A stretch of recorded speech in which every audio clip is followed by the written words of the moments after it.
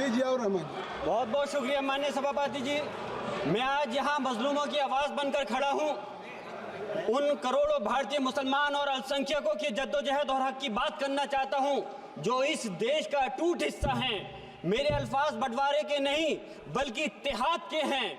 मेरे अल्फाज मायूसी के नहीं बल्कि एक उम्मीद के हैं। ऐसी उम्मीद जो कि हमारे इस देश को जोड़ना चाहती है। हमारे संविधान को बनाने के लिए हमारे बाबा भीमराव अंबेडकर साहब, मौलाना अबुल कलाम आज़ाद साहब, डॉक्टर जाकिर हुसैन साहब ने मिलकर के इस संविधान को बहुत मेहनत के साथ बनाया था। ये सिर्फ किताब की शक्ल में देने के लिए नहीं है। आज संविधान के उस पर मैं कहना चाहता हूं कि भारत का संविधान इंसाफ, आज़ादी और भाईचारगी की जिंदा गवाही है और ये गारंटी देता है कि नागरिक हर मजहब, जात या नस्ल पर इज्जत के साथ गुजार सकते हैं जिंदगी। लेकिन अफसोस है, एक मुस्लिम रहनुमा की हैसियत से मुझे इस दस्तावेज पर बेपनाह फख्र है जो कि दस्तावेज जो संविधान हमें इजाजत देता है। आर्टिकल 15 के मुताबिक किसी भी नागरिक को मजहब, जात, लिंग, नस्ल या जन्म के स्थान पर भेदभाव नहीं किया जाएगा। आर्टिकल 19 में बोलने के अभिव्यक्ति की आज़ादी का हक दिया गया है जो कि हमारे अधिकारी को हक की आवाज़ को छीनने का आप काम कर रहे हैं। आर्टिकल 25 अपने मजहब को मानने और उस पर अमल करने की आज़ादी देता है। आर्टिकल 29 के तहत अल्पसंख्यकों के हकों की हिफाजत करने के लिए प्रावधान किए गए हैं। लेकिन आप तो हमारे हकों की छीनना चाहते हैं।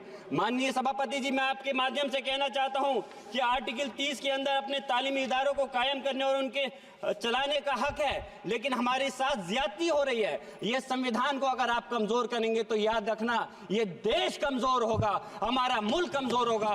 जो संविधान के प्रति वफादार नहीं हो सकते वो हमारे मुल्क के प्रति वफादार नहीं हो सकते। मैं उस संभल की सरजमी से आता हूं जहां पर 15 दिन पहले एक संविधान को कमजोर करने का काम किया गया। वहां पे जिस प्रकार से 5 मजलूमों की जान ले ली गई, जिस तरह से 30 से ज्यादा लोगों को गोली मारकर घायल कर दिया गया और 27 से 50 से ज्यादा लोगों के खिलाफ मुकदमा दर्ज किया गया।